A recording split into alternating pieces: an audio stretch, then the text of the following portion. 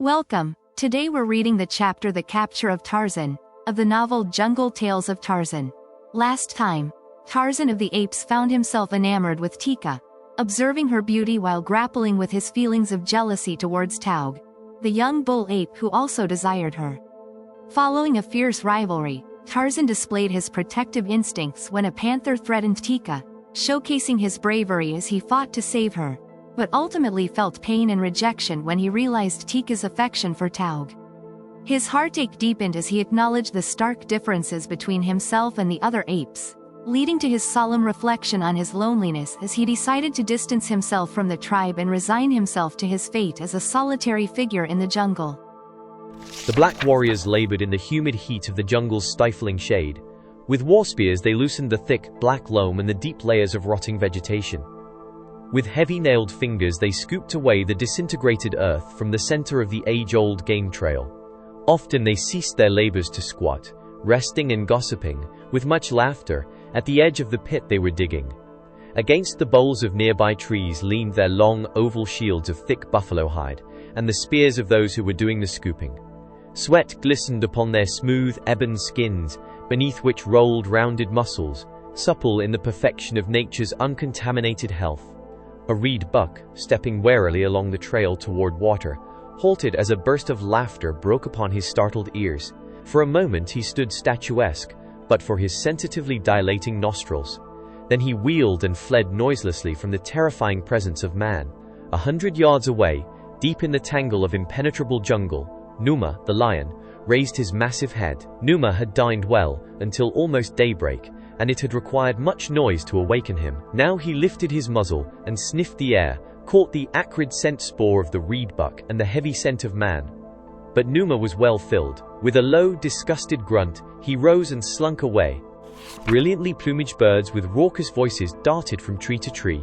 Little monkeys, chattering and scolding, swung through the swaying limbs above the black warriors. Yet they were alone, for the teeming jungle with all its myriad life, like the swarming streets of a great metropolis, is one of the loneliest spots in God's great universe. But were they alone? Above them, lightly balanced upon a leafy tree limb, a grey-eyed youth watched with eager intentness their every move. The fire of hate, restrained, smouldered beneath the lad's evident desire to know the purpose of the black men's labors. Such a one as these it was who had slain his beloved Kala. For them there could be naught but enmity, yet he liked well to watch them, avid as he was for greater knowledge of the ways of man. He saw the pit grow in depth until a great hole yawned the width of the trail, a hole which was amply large enough to hold at one time all of the 6 excavators. Tarzan could not guess the purpose of so great a labor, and when they cut long stakes, sharpened at their upper ends, and set them at intervals upright in the bottom of the pit, his wonderment but increased. Nor was it satisfied with the placing of the light cross-poles over the pit, or the careful arrangement of leaves and earth which completely hid from view the work the black men had performed. When they were done, they surveyed their handiwork with evident satisfaction, and Tarzan surveyed it too. Even to his practiced eye, there remained scarce a vestige of evidence that the ancient game trail had been tampered with in any way. So absorbed was the ape-man in speculation as to the purpose of the covered pit that he permitted the blacks to depart in the direction of their village without the usual baiting which had rendered him the terror of Mbonga's people and had afforded Tarzan both a vehicle of revenge and a source of inexhaustible delight. Puzzle as he would, however, he could not solve the mystery of the concealed pit, for the ways of the blacks were still strange ways to Tarzan. They had entered his jungle but a short time before, the first of their kind to encroach upon the age-old supremacy of the beasts which laired there. To Numa the lion, to Tantor, the elephant, to the great apes and the lesser apes, to each and all of the myriad creatures of this savage wild, the ways of man were new. They had much to learn of these black hairless creatures that walked erect upon their hind paws, and they were learning it slowly, and always to their sorrow. Shortly after the blacks had departed, Tarzan swung easily to the trail. Sniffing suspiciously, he circled the edge of the pit. Squatting upon his haunches, he scraped away a little earth to expose one of the crossbars. He sniffed at this, touched it, cocked his head upon one side, and contemplated it gravely for several minutes. Then he carefully recovered it, arranging the earth as neatly as had the blacks. This done, he swung himself back among the branches of the trees and moved off in search of his hairy fellows, the great apes of the tribe of Kerchak.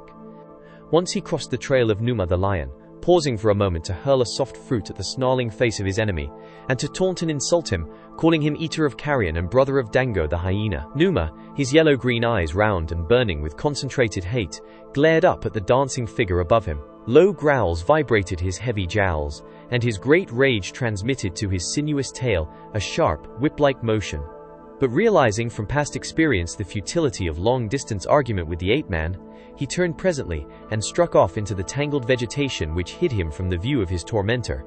With a final scream of jungle invective and an ape-like grimace at his departing foe, Tarzan continued along his way. Another mile, and a shifting wind brought to his keen nostrils a familiar, pungent odor close at hand, and a moment later there loomed beneath him a huge, grey-black bulk, forging steadily along the jungle trail. Tarzan seized and broke a small tree limb, and at the sudden cracking sound, the ponderous figure halted. Great ears were thrown forward, and a long, supple trunk rose quickly to wave to and fro in search of the scent of an enemy, while two weak little eyes peered suspiciously and futilely about in quest of the author of the noise which had disturbed his peaceful way. Tarzan laughed aloud and came closer above the head of the pachyderm. "Tantor! Tantor!" he cried. "Bara, the deer, is less fearful than you. You, Tantor, the elephant, greatest of the jungle folk, with the strength of as many numas as I have toes upon my feet and fingers upon my hands. Tantor, who can uproot great trees, trembles with fear at the sound of a broken twig." A rumbling noise, which might have been either a sign of contempt or a sigh of relief, was Tantor's only reply as the uplifted trunk and ears came down and the beast's tail dropped to normal, but his eyes still roved about in search of Tarzan. He was not long kept in suspense, however, as to the whereabouts of the ape-man. For a second later the youth dropped lightly to the broad head of his old friend. Then, stretching himself at full length, he drummed with his bare toes upon the thick hide, and as his fingers scratched the more tender surfaces beneath the great ears, he talked to Tantor of the gossip of the jungle as though the great beast understood every word that he said. Much there was which Tarzan could make Tantor understand, and though the small talk of the wild was beyond the great grey dreadnought of the jungle, he stood with blinking eyes and gently swaying trunk as though drinking in every word of it with keenest appreciation. As a matter of fact, it was the pleasant, friendly voice and caressing hands behind his ears which he enjoyed, and the close proximity of him whom he had often borne upon his back since Tarzan, as a little child, had once fearlessly approached the great bull, assuming upon the part of the pachyderm the same friendliness which filled his own heart. In the years of their association, Tarzan had discovered that he possessed an inexplicable power to govern and direct his mighty friend. At his bidding, Tantor would come from a great distance, as far as his keen ears could detect the shrill and piercing summons of the ape-man, and when Tarzan was squatted upon his head, Tantor would lumber through the jungle in any direction which his rider bade him go. It was the power of the man-mind over that of the brute, and it was just as effective, as though both fully understood its origin, though neither did. For half an hour, Tarzan sprawled there upon Tantor's back. Time had no meaning for either of them. Life, as they saw it, consisted principally in keeping their stomachs filled. To Tarzan this was a less arduous labor than to Tantor, for Tarzan's stomach was smaller, and being omnivorous, food was less difficult to obtain. If one sort did not come readily to hand, there were always many others to satisfy his hunger. He was less particular as to his diet than Tantor, who would eat only the bark of certain trees, and the wood of others, while a third appealed to him only through its leaves, and these perhaps, just at certain seasons of the year. Tantor must needs spend the better part of his life in filling his immense stomach against the needs of his mighty thews. It is thus with all the lower orders. Their lives are so occupied either with searching for food or with the processes of digestion that they have little time for other considerations. Doubtless it is this handicap which has kept them from advancing as rapidly as man, who has more time to give to thought upon other matters. However, these questions troubled Tarzan but little, and Tantor not at all. What the former knew was that he was happy in the companionship of the elephant. He did not know why. He did not know that because he was a human being, a normal, healthy human being, he craved some living thing upon which to lavish his affection. His childhood playmates among the apes of Kerchak were now great, sullen brutes. They felt nor inspired but little affection. The younger apes Tarzan still played with occasionally. In his savage way he loved them, but they were far from satisfying or restful companions. Tantor was a great mountain of calm, of poise, of stability. It was restful and satisfying to sprawl upon his rough pate and pour one's vague hopes and aspirations into the great ears, which flapped ponderously to and fro in apparent understanding. Of all the jungle folk, Tantor commanded Tarzan's greatest love since Kala had been taken from him. Sometimes Tarzan wondered if Tantor reciprocated his affection. It was difficult to know. It was the call of the stomach, the most compelling and insistent call which the jungle knows, that took Tarzan finally back to the trees and off in search of food, while Tantor continued his interrupted journey in the opposite direction. For an hour the ape-man foraged.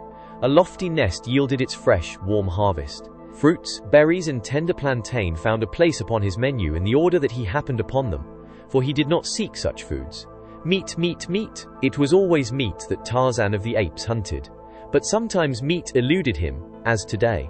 And as he roamed the jungle, his active mind busied itself, not alone with his hunting, but with many other subjects. He had a habit of recalling often the events of the preceding days and hours. He lived over his visit with Tantor. He cogitated upon the digging blacks and the strange covered pit they had left behind them. He wondered again and again what its purpose might be. He compared perceptions and arrived at judgments. He compared judgments, reaching conclusions. Not always correct ones, it is true, but at least he used his brain for the purpose God intended it, which was the less difficult because he was not handicapped by the second-hand, and usually erroneous, judgments of others.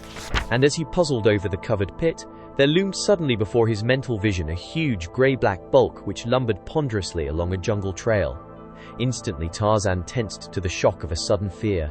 Decision and action usually occurred simultaneously in the life of the ape-man, and now he was away through the leafy branches ere the realization of the pit's purpose had scarce formed in his mind.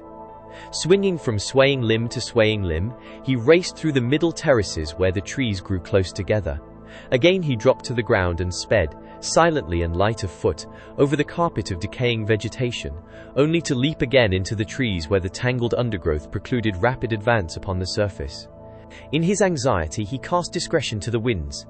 The caution of the beast was lost in the loyalty of the man, and so it came that he entered a large clearing, denuded of trees, without a thought of what might lie there or upon the farther edge to dispute the way with him. He was halfway across when directly in his path and but a few yards away there rose from a clump of tall grasses a half-dozen chattering birds. Instantly Tarzan turned aside, for he knew well enough what manner of creature the presence of these little sentinels proclaimed. Simultaneously Buto, the rhinoceros, scrambled to his short legs and charged furiously. Haphazard charges Buto, the rhinoceros. With his weak eyes he sees but poorly even at short distances, and whether his erratic rushes are due to the panic of fear as he attempts to escape, or to the irascible temper with which he is generally credited, it is difficult to determine. Nor is the matter of little moment to one whom Buto charges, for if he be caught and tossed, the chances are that naught will interest him thereafter. And today it chanced that Buto bore down straight upon Tarzan, across the few yards of knee-deep grass which separated them. Accident started him in the direction of the ape-man, and then his weak eyes discerned the enemy, and with a series of snorts he charged straight for him. The little rhino birds fluttered and circled about their giant ward. Among the branches of the trees at the edge of the clearing, a score or more monkeys chattered and scolded, as the loud snorts of the angry beast sent them scurrying affrightedly to the upper terraces. Tarzan alone appeared indifferent and serene. Directly in the path of the charge he stood. There had been no time to seek safety in the trees beyond the clearing, nor had Tarzan any mind to delay his journey because of Buto. He had met the stupid beast before, and held him in fine contempt, and now Buto was upon him, the massive head lowered, and the long, heavy horn inclined for the frightful work for which nature had designed it. But as he struck upward, his weapon raked only thin air, for the ape-man had sprung lightly aloft with a cat-like leap that carried him above the threatening horn to the broad back of the rhinoceros. Another spring, and he was on the ground behind the brute and racing like a deer for the trees. Buto, angered and mystified by the strange disappearance of his prey, wheeled and charged frantically in another direction, which chanced to be not the direction of Tarzan's flight, and so the ape-man came in safety to the trees and continued on his swift way through the forest. Some distance ahead of him, Tantor moved steadily along the well-worn elephant trail, and ahead of Tantor, a crouching black warrior listened intently in the middle of the path. Presently he heard the sound for which he had been hoping, the cracking, snapping sound which heralded the approach of an elephant. To his right and left in other parts of the jungle, other warriors were watching. A low signal, passed from one to another, apprised the most distant that the quarry was afoot. Rapidly they converged toward the trail, taking positions in trees downwind from the point at which Tantor must pass them. Silently they waited, and presently were rewarded by the sight of a mighty tusker, carrying an amount of ivory in his long tusks, that set their greedy hearts to palpitating. No sooner had he passed their positions than the warriors clambered from their perches. No longer were they silent, but instead clapped their hands and shouted as they reached the ground. For an instant, Tantor the elephant paused with upraised trunk and tail, with great ears uppricked, and then he swung on along the trail at a rapid, shuffling pace straight toward the covered pit with its sharpened stakes upstanding in the ground. Behind him came the yelling warriors, urging him on in the rapid flight, which would not permit a careful examination of the ground before him. Tantor, the elephant, who could have turned and scattered his adversaries with a single charge, fled like a frightened deer, fled toward a hideous, torturing death. And behind them all came Tarzan of the apes, racing through the jungle forest with the speed and agility of a squirrel, for he had heard the shouts of the warriors and had interpreted them correctly. Once he uttered a piercing call that reverberated through the jungle, but Tantor, in the panic of terror, either failed to hear or hearing, dared not pause to heed. Now the giant pachyderm was but a few yards from the hidden death lurking in his path, and the blacks, certain of success, were screaming and dancing in his wake, waving their war spears and celebrating in advance the acquisition of the splendid ivory carried by their prey and the surfeit of elephant meat which would be theirs this night. So intent were they upon their gratulations that they entirely failed to note the silent passage of the man-beast above their heads, nor did Tantor either see or hear him, even though Tarzan called to him to stop. A few more steps would precipitate Tantor upon the sharpened stakes. Tarzan fairly flew through the trees until he had come abreast of the fleeing animal and then had passed him. At the pit's verge, the ape-man dropped to the ground in the center of the trail. Tantor was almost upon him before his weak eyes permitted him to recognize his old friend. "Stop!" cried Tarzan, and the great beast halted to the upraised hand. Tarzan turned and kicked aside some of the brush which hid the pit. Instantly, Tantor saw and understood. "Fight!" growled Tarzan. "They are coming behind you!" But Tantor, the elephant, is a huge bunch of nerves, and now he was half panic-stricken by terror. Before him yawned the pit, how far he did not know, but to right and left lay the primeval jungle untouched by man. With a squeal, the great beast turned suddenly at right angles and burst his noisy way through the solid wall of matted vegetation that would have stopped any but him. Tarzan, standing upon the edge of the pit, smiled as he watched Tantor's undignified flight. Soon the blacks would come. It were best that Tarzan of the apes faded from the scene. He essayed a step from the pit's edge, and as he threw the weight of his body upon his left foot, the earth crumbled away. Tarzan made a single Herculean effort to throw himself forward, but it was too late. Backward and downward, he went toward the sharpened stakes in the bottom of the pit. When, a moment later, the blacks came, they saw, even from a distance, that Tantor had eluded them, for the size of the hole in the pit covering was too small to have accommodated the huge bulk of an elephant. At first, they thought that their prey had put one great foot through the top, and then, warned, drawn back. But when they had come to the pit's verge and peered over, their eyes went wide in astonishment, for, quiet and still, at the bottom lay the naked figure of a white giant. Some of them there had glimpsed this forest god before, and they drew back in terror, awed by the presence which they had for some time believed to possess the miraculous powers of a demon.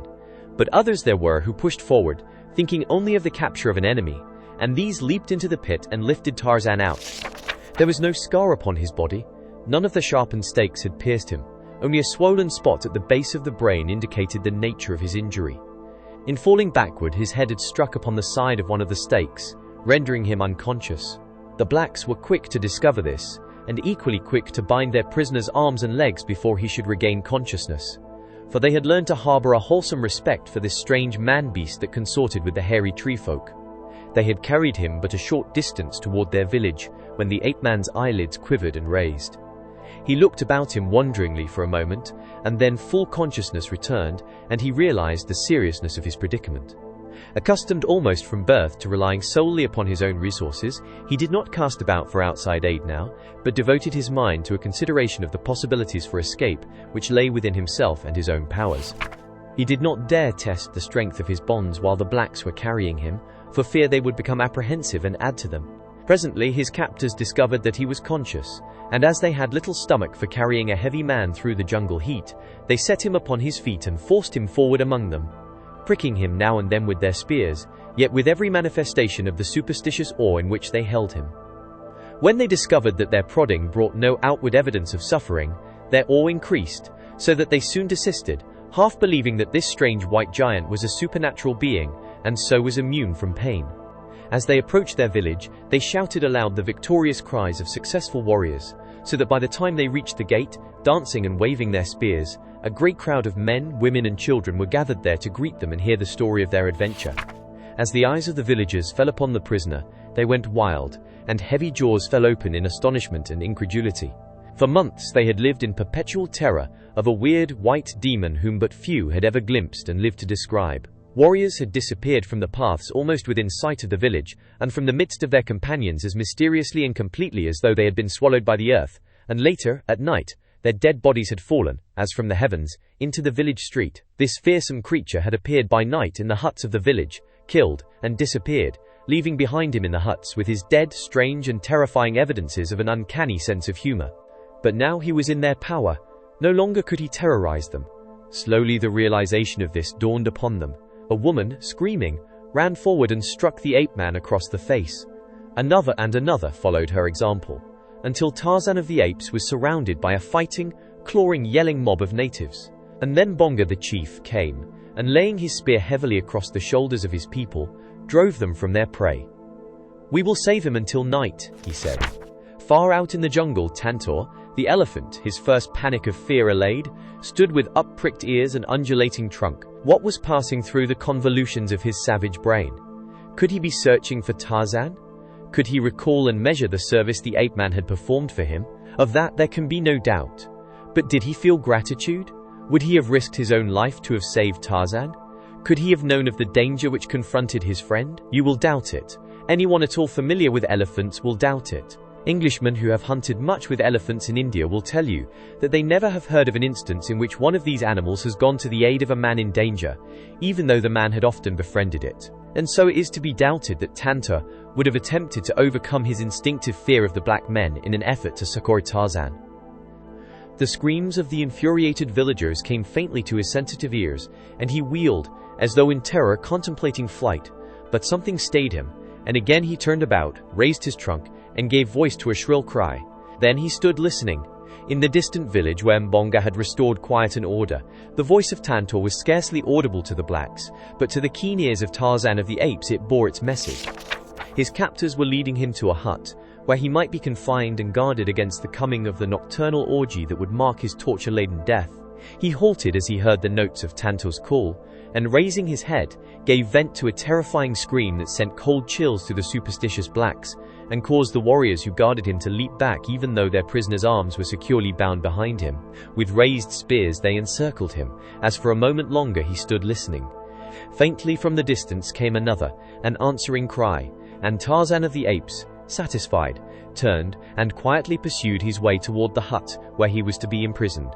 The afternoon wore on. From the surrounding village the ape-man heard the bustle of preparation for the feast. Through the doorway of the hut he saw the women laying the cooking fires and filling their earthen cauldrons with water. But above it all, his ears were bent across the jungle in eager listening for the coming of Tantor. Even Tarzan but half believed that he would come. He knew Tantor even better than Tantor knew himself.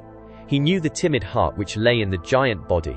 He knew the panic of terror which the scent of the Gomangani inspired within that savage breast. And as night drew on, hope died within his heart, and in the stoic calm of the wild beast which he was, he resigned himself to meet the fate which awaited him. All afternoon he had been working with the bonds that held his wrists. Very slowly they were giving. He might free his hands before they came to lead him out to be butchered, and if he did, Tarzan licked his lips in anticipation and smiled a cold, grim smile. He could imagine the feel of soft flesh beneath his fingers, and the sinking of his white teeth into the throats of his foemen. He would let them taste his wrath before they overpowered him. At last they came. Painted, befeathered warriors, even more hideous than nature had intended them. They came and pushed him into the open, where his appearance was greeted by wild shouts from the assembled villagers. To the stake they led him, and as they pushed him roughly against it preparatory to binding him there securely for the dance of death that would presently encircle him, Tarzan tensed his mighty thews, and with a single powerful wrench parted the loosened thongs which had secured his hands. Like thought, for quickness, he leaped forward among the warriors nearest him. A blow sent one to earth, as, growling and snarling, the beastman leaped upon the breast of another. His fangs were buried instantly in the jugular of his adversary, and then 100 black men had leaped upon him and borne him to earth. Striking, clawing and snapping, the ape-man fought fought as his foster people had taught him to fight, fought like a wild beast cornered. His strength, his agility, his courage, and his intelligence rendered him easily a match for half a dozen black men in a hand-to-hand struggle. But not even Tarzan of the Apes could hope to successfully cope with half 100. Slowly they were overpowering him, though a score of them bled from ugly wounds, and 2 lay very still beneath the trampling feet and the rolling bodies of the contestants. Overpower him they might, but could they keep him overpowered while they bound him? A half hour of desperate endeavor convinced them that they could not, and so Mbonga, who, like all good rulers, had circled in the safety of the background, called to one to work his way in and spear the victim. Gradually, through the milling, battling men, the warrior approached the object of his quest. He stood with poised spear above his head, waiting for the instant that would expose a vulnerable part of the ape-man's body and still not endanger one of the blacks. Closer and closer he edged about, following the movements of the twisting, scuffling combatants. The growls of the ape-man sent cold chills up the warrior's spine, causing him to go carefully lest he miss at the first cast and lay himself open to an attack from those merciless teeth and mighty hands. At last he found an opening.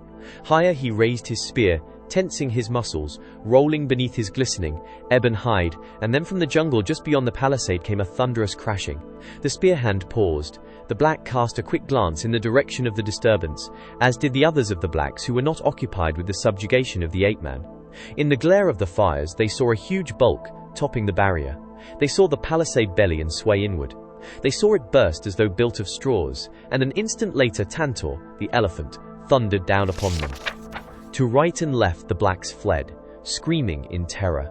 Some who hovered upon the verge of the strife with Tarzan heard and made good their escape, but a half-dozen there were so wrapped in the blood madness of battle that they failed to note the approach of the giant tusker. Upon these Tantor charged, trumpeting furiously. Above them he stopped, his sensitive trunk weaving among them, and there, at the bottom he found Tarzan, bloody, but still battling. A warrior turned his eyes upward from the melee. Above him towered the gigantic bulk of the pachyderm, the little eyes flashing with the reflected light of the fires, wicked, frightful, terrifying. The warrior screamed, and as he screamed, the sinuous trunk encircled him, lifted him high above the ground, and hurled him far after the fleeing crowd. Another, and another Tantor, wrenched from the body of the ape-man, throwing them to right and to left, where they lay either moaning or very quiet, as death came slowly or at once.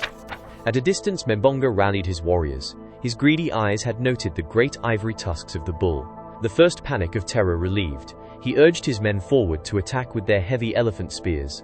But as they came, Tantor swung Tarzan to his broad head and, wheeling, lumbered off into the jungle through the great rent he had made in the palisade. Elephant hunters may be right when they aver that this animal would not have rendered such service to a man, but to Tantor, Tarzan was not a man, he was but a fellow jungle beast.